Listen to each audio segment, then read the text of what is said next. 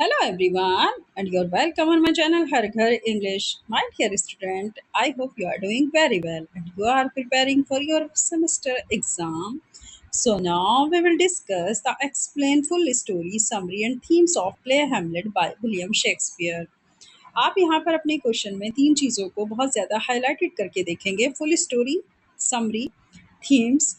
मतलब हमारे इस प्ले से अगर क्वेश्चन फुल स्टोरी का पूछा जाता है कि explain the full story of the Hamlet written by William Shakespeare, तो भी आपको यही आंसर अटेम्प्ट करना है।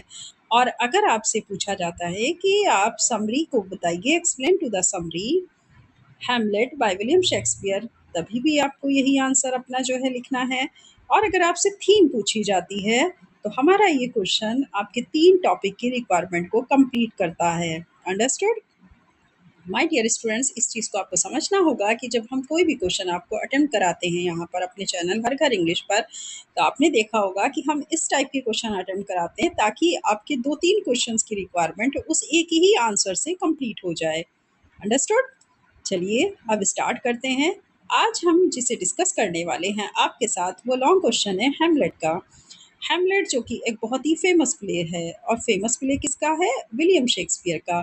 तो इसकी full story, summary and themes को डिस्कस करने वाले हैं आज हम अपने इस सेशन और इस नई वीडियो में। वीडियो को आप स्टार्ट करने से पहले एक चीज़ और ध्यान दीजिएगा, बिना स्किप किए पूरी वीडियो देखा करिए, साथ ही नोट्स बनाते हुए चलिए क्योंकि ये इन फ्यूचर आपको बहुत ज़्यादा हेल्प करने वाला है। Hamlet a tragedy bye Shakespeare, complete summary. Understood?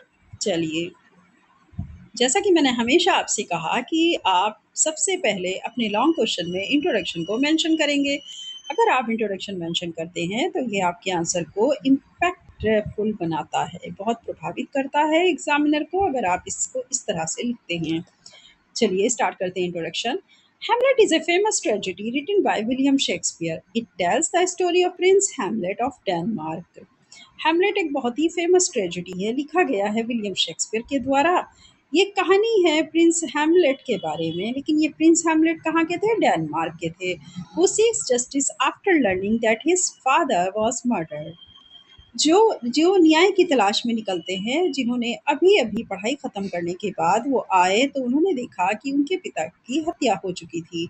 तो अपने पिता के लिए न्याय की माँग को उठाते हैं और अपने पिता को न्याय दिलाने के लिए वो फ़ौरन ही क्या करते हैं, इसकी तरफ एक्शन लेते हैं कि मेरे पिता की मृत्यु कैसे हो गई। तो उनके पिता को मारा गया था, उन्हें ज़हर दे कर के, ध्यान दीजिएगा।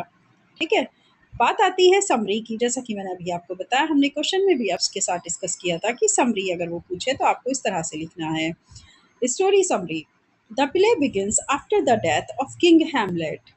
कहानी की शुरुआत में ही दिखाया गया है कि हैमलेट, राजा हैमलेट की मृत्यु के बाद का सीन। His brother Claudius becomes the new king and quickly marries queen Gertrude, Hamlet's mother. उसका भाई, किसका भाई? किंग हैमलेट का भाई, जिसका नाम क्लॉडियस था, वो अपने भाई को मार करके जल्दी ही राजा बन गया।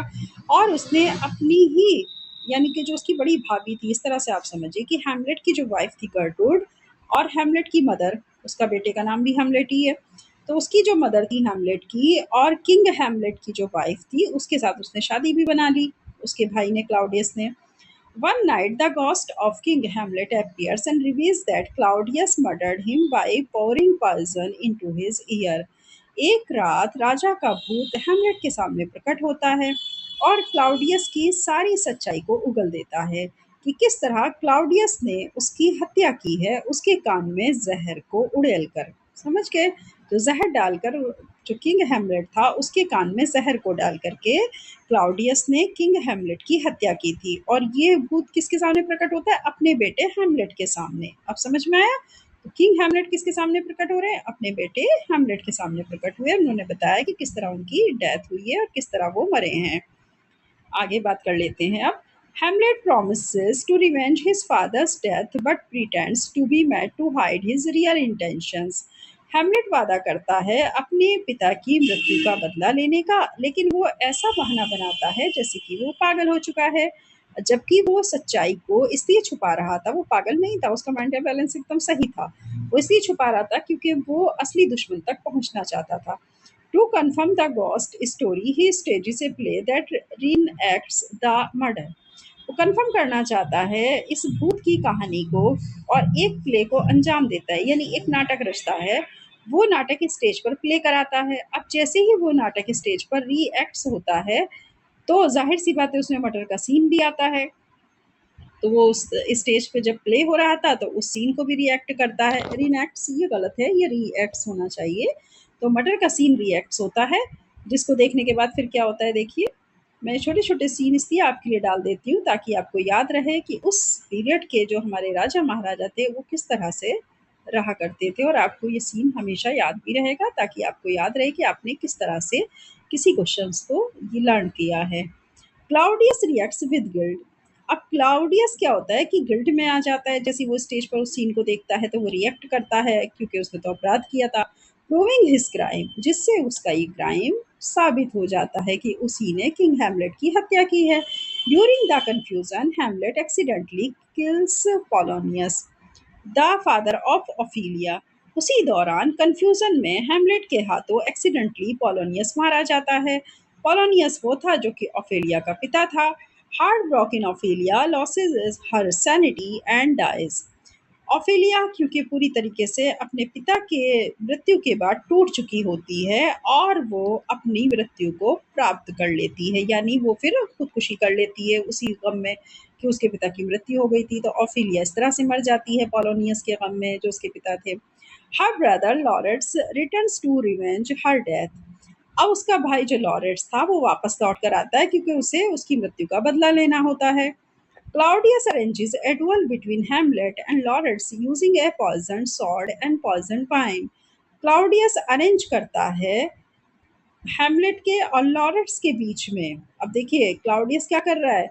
क्लाउडियस कहीं ना कहीं डुअल फेस है, तो क्लाउडियस अरेंज करता है हैमलेट के और लॉरेंस के बीच में एक ऐसी तलवारों का जिन तलवारों के ऊपर पहले से ही पॉइजन लगा हुआ था, और वो शराब में भी पॉइजन मिला देता है। तो क्लाउडियस सोचता है कि अच्छी बात है, चाहे हैमलेट मरे चाहे लॉरेंस मरे, हमें क्या मतलब। इस वजह से क्लाउडियस सोचता है कि अगर हैमलेट को ये पॉइजन वाली तलवार लगेगी तो हैमलेट मर जाएगा, लॉरेंस को लगेगी तो लॉरेंस मर जाएगा, और पॉइजन वाली शराब जो भी पिएगा या दोनों ही पिएंगे तो दोनों ही मर जाएंगे। तो क्लाउडियस सोचता है कि फिर मैं सुकून से रहूंगा, मेरे दोनों दुश्मन खत्म हो जाएंगे।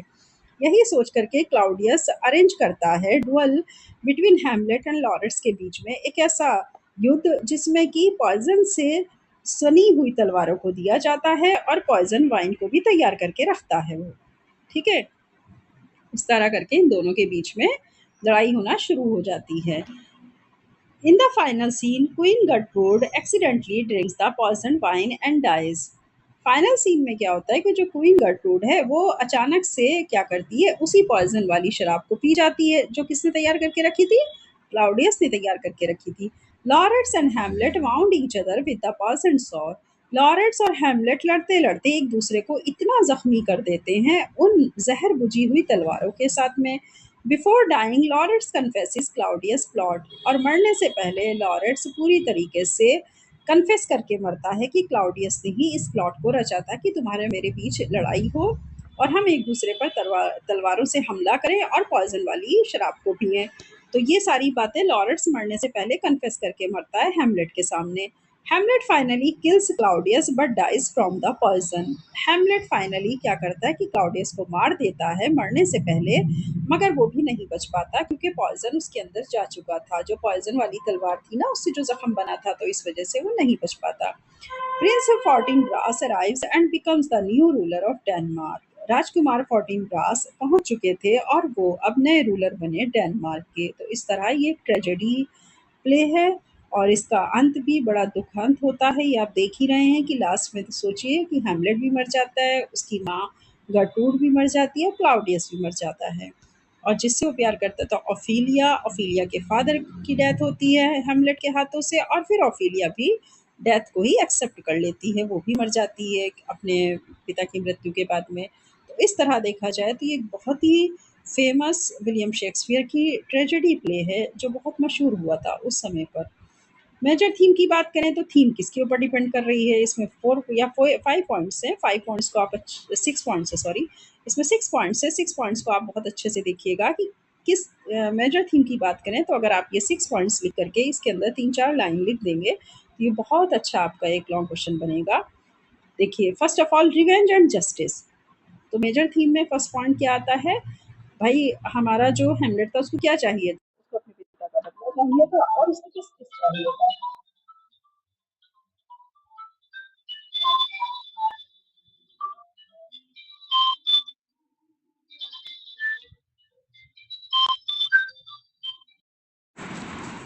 मेजर थीम की बात कर लेते हैं। तो मेजर थीम में फर्स्ट ऑफ ऑल उसको रिवेंज एंड जस्टिस चाहिए था, यानी उसे बदला चाहिए था अपने पिता की मृत्यु का और न्याय चाहिए था।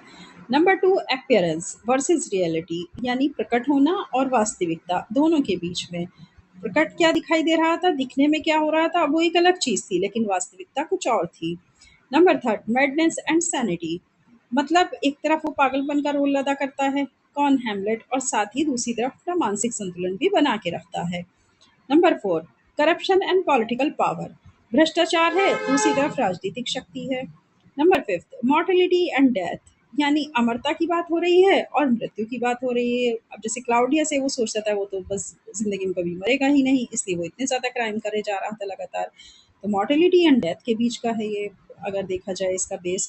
Number six, betrayal and loyalty, क्रूरता है और साथ ही लॉयल्टी है, ईमानदारी है, धोखा है और ईमानदारी है। तो इस तरीके से अगर हम इसकी मेजर थीम की बात करें तो 6 point is the most important based on major theme. Major theme के ऊपर ये 6 पॉइंट बहुत अच्छी तरीके से बेस्ड हैं, आप इनको लिख सकते हैं।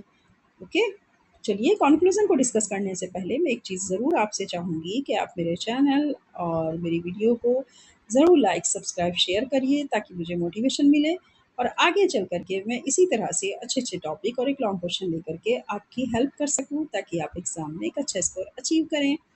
तो कंक्लूजन की बात करते हैं। Hamlet is a timeless tragedy that explores human emotions, moral conflict and the consequences of revenge.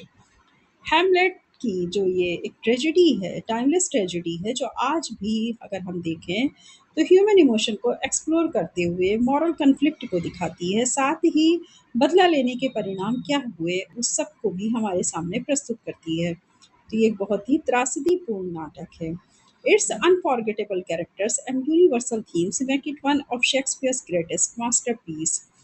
ये ना भुलाया जाने वाले कैरेक्टर्स हैं जिन्हें हमेशा संसार में याद रखा गया जब इन्होंने इसको प्ले को अपने जो है अपीयर किया स्टेज के ऊपर, एक्ट किया। तो इन कैरेक्टर्स को अगर हम देखें तो आज भी ये लोगों के दिमाग में जो इसे पढ़ लेते हैं हमेशा अनफॉरगेटेबल रहता है, यानी वो हमेशा याद रखते हैं इन कैरेक्टर्स को। और एक यूनिवर्सल थीम है कि गद्दी के लिए हमेशा कत्लेआम हुआ है, तो ये भी थीम उसी तरह से बेस्ड है, धोखा हुआ है। साथ ही शेक्सपियर का ये ग्रेटेस्ट मास्टरपीस है, अगर हम देखें तो ये ट्रेजेडी अपने आप में शेक्सपियर की ग्रेटेस्ट मास्टरपीस रही है, इसको लोगों ने बहुत ज़्यादा पसंद किया है। तो ये था आपका Hamlet play written by William Shakespeare. Okay dear students, उम्मीद करती हूँ आज का वीडियो, आज का सेशन आपको बहुत अच्छा लगा होगा। इसी के साथ आप मैं ये ज़रूर चाहूँगी आपसे कि आप मुझे कमेंट्स बॉक्स में लिख करके ज़रूर बताइए कि आप किस प्ले के ऊपर चाहते हैं कि मैं वीडियो बनाऊं। अगर मुमकिन हो सका तो मैं ज़रूर आपके लिए वीडियो बनाऊंगी। ओके डियर स्टूडेंट्स, चलिए इसी के साथ अब हम आपको कहते हैं all the best, bye bye.